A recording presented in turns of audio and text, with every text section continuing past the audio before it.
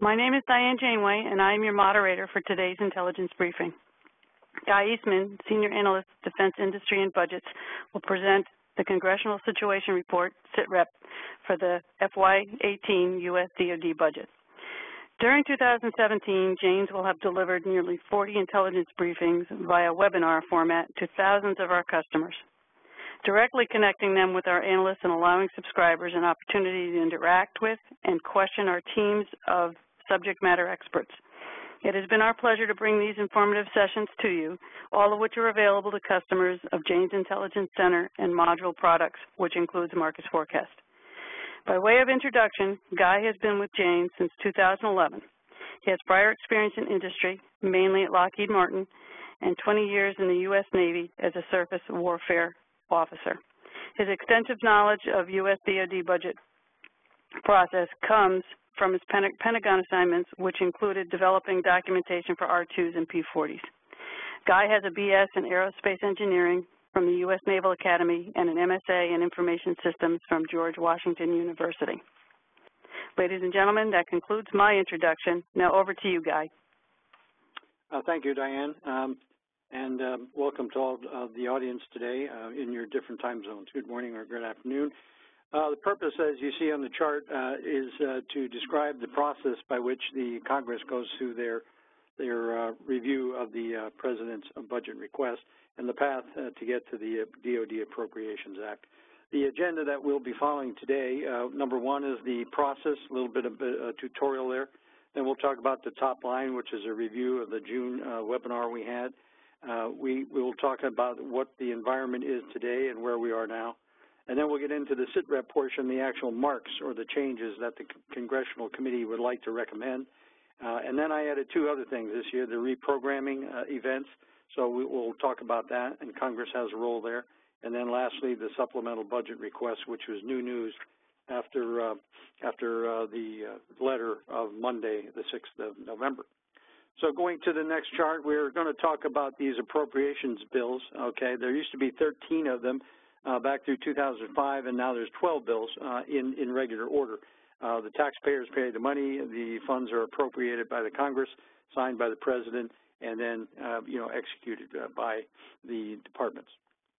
You can see I listed the 12 bills there, and in blue I listed defense, energy, and military construction. Obviously, the biggest bill is the Department of Defense bill, but there are funds for defense in energy, Department of Energy, and in the military construction bill. So you have to add all three to get the total 050 budget. I also put Homeland Security in green. We're not going to cover them today, but obviously the United States Coast Guard falls under Homeland Security, and they do have a military role from time to time. So those are the different budgets that are passed, and that's where we get the funding for the Department of Defense. So the next chart is all about the process. Again, this is a little bit of a tutorial. The planning, programming, budgeting, and execution process, PPBE, through the POM process is executed each cycle, okay? And this is a hierarchical type of a chart. It starts on the bottom left, and then it goes up to the top, the Congress and POTUS, and then back down to the bottom right. So you can see the start of the process, the Army, the Navy, the Air Force, and the Marine Corps, the resource sponsors, put together their planning process, and they program funds. That is, they put funds in buckets, if you will, okay? And these are in various, which indicates, the military personnel, ops and maintenance, procurement, RDT&E, MILCON, family housing, et cetera. They all add up to the 639.1. Over on the left, you see the pie chart where each of these is represented. You can see the MILPERS in the blue.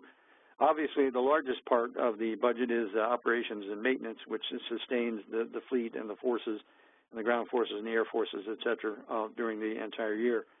In green, you have procurement, and in red, you have the RDT&E, research, development, test, and evaluation. And then you have some other items, small items. So if you look at the sums on the right-hand side, MILPERS and OPS, if you add those two together, that's 65.3% of the budget. That's called operations and sustainment. And the sum of procurement RDT&E is 32.6%. That represents the investment portion of the budget, which is mainly what folks are interested in, is how do we get part of that investment. If you make some assumptions on the left-hand side, 70% of the RDT&E 96% of the procurement and 29% of the O&M go to defense contractors. If you do the math then down on the bottom table, basically what is available to defense industry is about 40% of that budget, or $257 billion in unclassified and classified work. So that's a little bit of review. Now the timeline, basically the Congress has been at work since 23 May when the PBR came out. You can see all the various items there. I'm not going to cover them all, but you can see where the reports came in. 6 July, you had the HASC committee report, and that was the NDAA bill that was published. On the 10th of July, the SASC did their report and markup. On the 13th of July, the HAC-D, and then the HAC, published its report, etc. And on the 20th of July, we had the SAC come in. They did not publish a report yet, but they did provide funding guidance, which we're going to talk about a little bit later. So those are some of the items that have occurred during the timeline.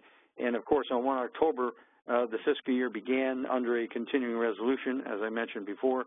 Today is the 8th of November, and on the 8th of December, 1 month from today, the CR ends, the continuing resolution ends, and hopefully we're under a Appropriations Act by that time. So a little bit more review, current situation, environment. You can see the GDP for U.S. Almost $20 trillion. The debt is about the same, up around $20 trillion. Estimated growth at 2.4% coming out of North Korea, et cetera. So, and Iran and things like that. So essentially because of those threats, the President has elected to put in an emergency request for about $4 billion you can see the numbers add up to $4 billion there in the emergency column, subtotal for the urgent missile defeat defense. In addition to the $4 billion for ballistic missile defense, you can see the item for $674 million.